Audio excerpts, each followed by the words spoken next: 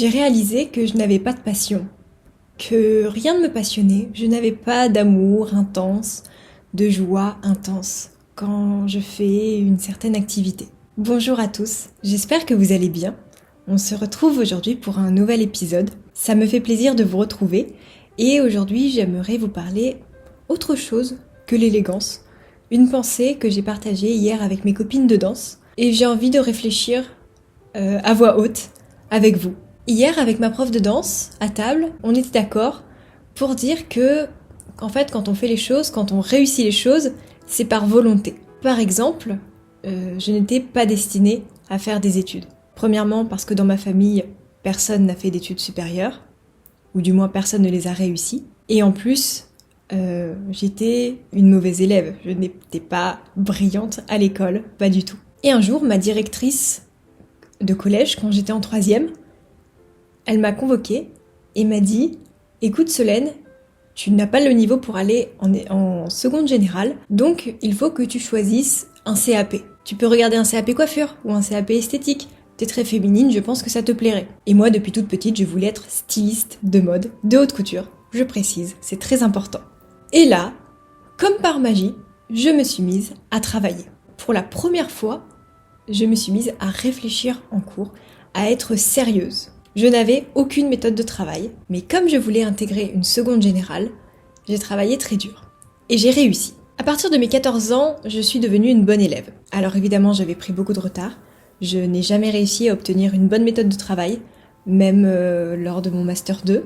Je travaillais beaucoup plus que les autres et pour autant, je tournais toujours autour de 12-13 de moyenne. Alors ce n'est pas catastrophique puisque au final, ça m'a permis de toujours aller plus loin, toujours pouvoir passer le niveau supérieur. Mais voilà, j'avais l'impression de travailler plus dur et d'avoir quelque chose qui me manquait. Et j'ai réussi mes études grâce à ma volonté. Pareil pour la création de contenu. Quand on a envie d'en faire son métier, quand on a envie d'en vivre, de vivre des réseaux sociaux, vous vous doutez bien qu'il faut tout donner, qu'il faut travailler très dur, qu'il faut persister, faire des vidéos tous les jours, toujours trouver de nouvelles idées, apprendre à monter, apprendre à créer de bons scripts, se faire un réseau de connaissances. Et ça, c'est encore une question de volonté, je n'ai rien lâché. Et aujourd'hui, j'ai réussi. Alors même si je suis encore qu'au début, du moins j'espère, c'est grâce à ma volonté que j'en suis là. Et ma prof de danse me disait que elle aussi, si elle en était à ce niveau aujourd'hui, c'est parce qu'elle s'en est donné les moyens. Et il y avait une autre fille du groupe qui dit « Mais moi je n'ai aucune volonté, je fais tout par passion. » Elle dit « J'ai zéro volonté. » Et elle dit « En revanche, si je suis passionnée par quelque chose, je vais être à fond, je vais tout donner et je vais réussir. » Et ces paroles m'ont frappée. Je me suis dit « Mais moi, je n'ai pas de passion. Sincèrement, je n'ai pas de passion. La couture, j'aime bien, mais ça ne m'anime pas. L'élégance, j'adore, c'est une discipline. Je suis très volontaire parce que j'ai envie de réussir à être une personne élégante. Mais si vous voulez, je ne suis pas passionnée par ça. Et même la danse, j'aime bien danser, mais ce n'est pas une passion. J'entends par passion quelque chose d'intense, en fait. Et je ne suis pas capable de faire des sacrifices trop importants pour une activité. Par exemple, pour la danse, si je me blesse au genou, eh bien, j'arrêterai de danser parce que je passe avant une activité. Alors que les gens passionnés continuent leurs activités malgré les problèmes que ça crée. Et alors, ce qui est fou, c'est que d'un côté, je trouve que d'avoir une passion, c'est malsain. Et on peut parler à la fois de la passion pour une activité et la passion amoureuse. Je trouve que ça fait prioriser une personne ou une activité et s'oublier soi, en fait. Ou oublier son entourage, oublier les autres activités aussi importantes pour son développement. Mais, j'ai aussi un énorme sentiment de culpabilité de ne pas être passionnée, de ne pas avoir de passion. Quand on me regarde, qu'on me demande ma passion, je suis incapable de répondre ce par quoi je suis passionnée. C'est très contradictoire, je sais. Et pourtant, je me souviens quand j'étais petite, j'étais passionnée par la mode, j'adorais la haute couture notamment. Et aujourd'hui, je peux dire que je me suis détachée de ça. Je pense que détachée, c'est le bon terme. Et pour autant, ce détachement, eh bien, ça me fait sentir une certaine... pas une douleur, mais oui, une culpabilité, comme je vous le disais tout à l'heure. Par exemple, la dernière fois, dans une vidéo couture sur YouTube, je cousais, alors je ne sais plus ce que je cousais, je crois que je cousais un ensemble ou une jupe, je ne sais plus. Et dans les commentaires, quelqu'un m'a laissé un commentaire pour me dire « C'est très beau ce que tu fais, en revanche c'est dommage parce qu'on voit que tu n'es pas passionné et ça se sent et c'est vraiment dommage. » Et face à ce commentaire, j'étais là, bah non, je suis pas une frappadingue de la couture, c'est vrai.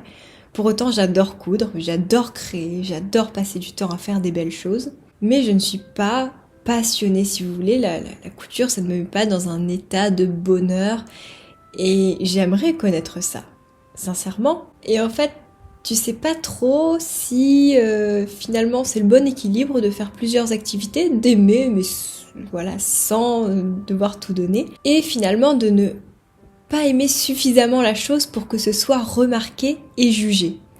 Je ne sais pas si vous voyez ce que je veux dire parce que là je pense vraiment à voix haute, mais c'est mal vu de ne pas avoir de passion. D'ailleurs à ce sujet, j'ai vu un TEDx il y a quelques années. Vous savez, TEDx ce sont les conférences et vous pouvez les voir sur YouTube. Et il y avait un homme qui parlait de passion et justement il disait qu'il fallait décomplexer de ne pas avoir de passion. Parce que moi, encore, je fais plusieurs activités, de la danse, de la couture, mais il y a des gens qui n'ont pas d'activité, pas du tout. Donc moi, je peux me situer un petit peu dans un entre-deux, c'est-à-dire que je fais des activités quand même, mais je ne suis pas passionnée. Et à l'inverse, il y a des gens qui n'ont pas d'activité et qui complexent de ne pas avoir de passion. Vous savez, quand vous êtes à un entretien d'embauche, parfois, ça peut arriver qu'on vous demande vos passions. Ou moi, en interview, la dernière fois, on m'a demandé mes passions. Bah voilà, j'aime bien faire ça, mais sans plus. Et tu sais, tu sens qu'il y a un blanc. Tu sens que la personne te regarde en mode mais t'es qui toi, tu fais rien de ta vie, t'aimes rien, comment ça se passe? Donc je pense aussi à ces gens qui n'ont pas d'activité en particulier, qui sont pas forcément bons dans un domaine, ou du moins qui n'essayent même pas, parce que je juge que le principal c'est de faire, on s'en fiche que tu sois bon ou pas en couture, au moins t'essayes, tu vois. Mais il y a des gens qui ne le font pas du tout, qui n'essayent pas, et ces gens-là sont jugés parce que ils n'ont pas de passion. Et après, parfois, je me demande si ce n'est pas une phase dans ma vie ou si je n'arrive pas à être épanouie. Vous savez, parfois, on a des choses qui bloquent. C'est une question que je me pose. Donc c'est pour ça que je trouve ça intéressant de vous en parler. Parce que peut-être que vous aussi, vous vivez ça. Ou peut-être que vous l'avez vécu et c'est revenu. Ou peut-être que vous aviez une grande passion et que vous avez fait un travail sur vous-même pour voir la chose de manière plus modérée. Donc ça m'intéresse beaucoup d'avoir vos retours à ce sujet. Et surtout, j'aimerais que ça ne devienne pas un complexe. En fait, on nous met souvent le couteau sous la gorge pour nous dire « il faut absolument une passion ». Et tu vois, pourtant, il y a des personnes qui, comme moi, ont beau faire plusieurs activités, on n'a pas trouvé l'activité qui nous transcende. Et peut-être qu'on ne trouvera jamais d'activité qui nous transcende. On a beau essayer 40 activités, peut-être qu'on en aimera certaines plus que d'autres, ce qui est mon cas. Non, je ne parlerai pas de révélation, parce que pour moi, la danse est une révélation, la couture c'est une révélation. J'ai l'impression de me révéler quand je fais ces activités. Mais pour autant, je ne suis pas dans un état de transe ou je ne sais quoi. Voilà, je fais ça, parfois ça me saoule, parfois j'aime bien, mais si vous voulez, je n'ai pas un comportement excessif, ce qui représente la passion quand je fais ça. Je ne suis pas prête à tout lâcher pour ces activités, très loin de là. Donc vos retours m'intéressent sincèrement à ce sujet. N'hésitez pas à me laisser un petit commentaire ou un message privé sur Instagram. Je vous souhaite une bonne journée ou une bonne soirée, ça dépend à quelle heure vous allez écouter ce podcast. Je vous embrasse et je vous dis à bientôt.